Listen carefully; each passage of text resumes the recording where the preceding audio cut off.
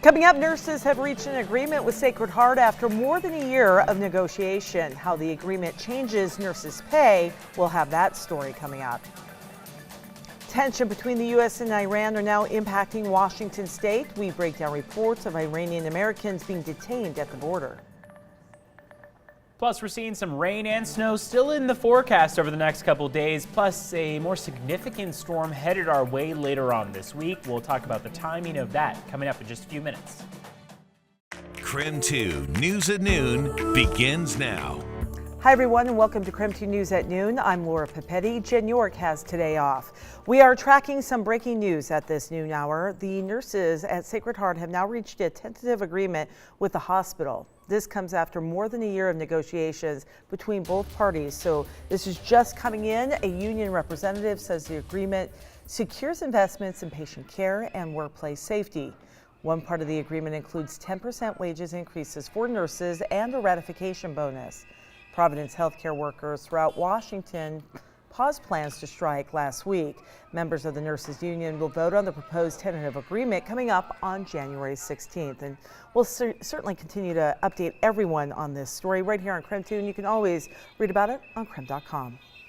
All right, just 1 minute past noon right now. Another round of winter weather could impact the Spokane area coming up a little later in the week. In fact, it's Friday, just in time for the weekend. So we're going to get a look at the weather forecast with Evan. Evan, I think it's funny we're already talking about the weekend. Never too early. Well, exactly, especially when it looks like that's going to be one of the more significant periods of snow that we'll get in the Northwest, at least to start off the year of 2020. We're expecting some pretty major impacts headed into Friday, but for your day to day, we actually have seen a lot more rain than snow. That's because of how warm these temperatures have been. Right now, our 24-hour temperature change shows that pretty much across the board, we are warmer than we were just yesterday morning. And take a look at how that looks on our satellite radar. Most of what's been coming across eastern Washington has been in the form of rain. In the North Idaho mountains, we picked up on some snow showers along the way. We do still have winter weather advisories, and some of those winter storm watches have been, winter storm warnings have been downgraded now to winter storm watches. But what we see headed into the next several hours is going to be a continuation of snow up toward those mountain resorts. It looks like those mountain passes are still going to pick up on some moderate snow as well. But here locally in the Spokane area, hour by hour, temperatures are going to warm up to 48 degrees. That's well above normal for this time of year. Another round of rain comes our way late tonight, but shouldn't pose too much of an impact to the roads. And the more significant storm that's headed our way looks to be timed out about Friday afternoon into early Saturday morning. We'll have more details on just what to expect in just a few minutes, Laura. All right, my friend, thank you very much. Just 2 minutes past noon right now. A 2-year strike is over at the Lucky Friday Mine. In a narrow vote last night, the miners union approved a deal with Hecla Mining. It was an 86-78 vote. Miners approved a 3-year deal. Today, the miners union is asking for volunteers to take down picket signs. Hecla leaders hope to have the mine up and running coming up by the end of next year. More than 70 American firefighters are headed now to Australia to battle the historic wildfires going on there. It does include 2 firefighters from Washington state. Both Washington firefighters are from federal units. The last time U.S. firefighters went to Australia was in 2010. And of course, they are just struggling in Australia with those fires that have certainly flared up over the last couple of weeks. All right, here in Washington, there are concerns that Iranian Americans are being detained at the Canadian border. In Spokane, actual patrols have not increased, but Border Patrol agents are being more cautious because of the recent airstrikes in Iraq. U.S. Customs and Border Protection also, they have denied claims that they unfairly detained anyone, but one person is speaking out about their experience. They asked many questions. Many personal questions like our Facebook account and like my parents' full name, birth date, and my uncles who are in US. They ask about my cousins, everything, all the detailed questions, private questions even, some of them. And a Washington representative held a rally yesterday and is calling on Congress to take action to prevent war with Iran. On the west side, the Washington Lieutenant Governor is speaking out after reports of Iranian Americans being held and questioned at the border. Here's what he had to say.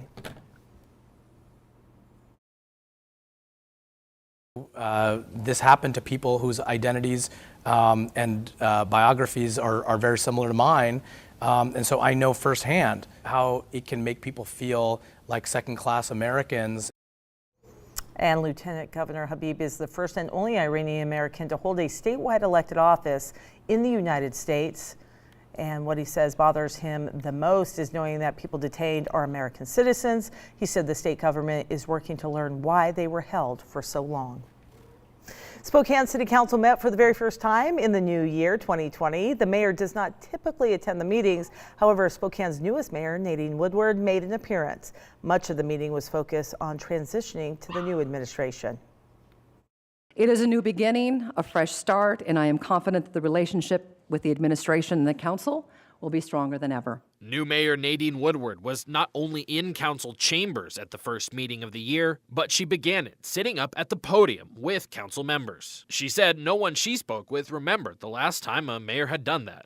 My presence here with you is my commitment to collaboration. Former Mayor David Condon usually only came to meetings when slated to give a speech or provide an update. But Woodward says she wants to create a more collaborative relationship between her office and the councils. She says she wants to come to as many meetings as possible. Council President Breanne Beggs echoed her sentiment. If you voted, one of your people are here tonight. And so we are perhaps the most together city than we have ever been. And I think that's important, but that only works if we work together. Woodward began the meeting by issuing a pair of proclamations. One declaring January to be Human Trafficking Awareness Month. Another honoring the longtime head of the now closing outdoor store, Mountain Gear. Then the legislation. The most notable development, approval for several of Woodward's key staff appointments. All of them holdovers from the Condon administration. The slate of nominees approved 5-1, with Karen Stratton the lone no vote. She said she had a couple of reservations, but she didn't specify them. Earlier in the day, during the afternoon meeting, council approved a contract renewal. It's with the company that runs Passport, that app on your phone you can use to pay for parking in the city. The program has become quite popular and will now be a key part of the city's efforts to update the parking system. The renewal was unanimously approved. It'll last until the end of January 2021.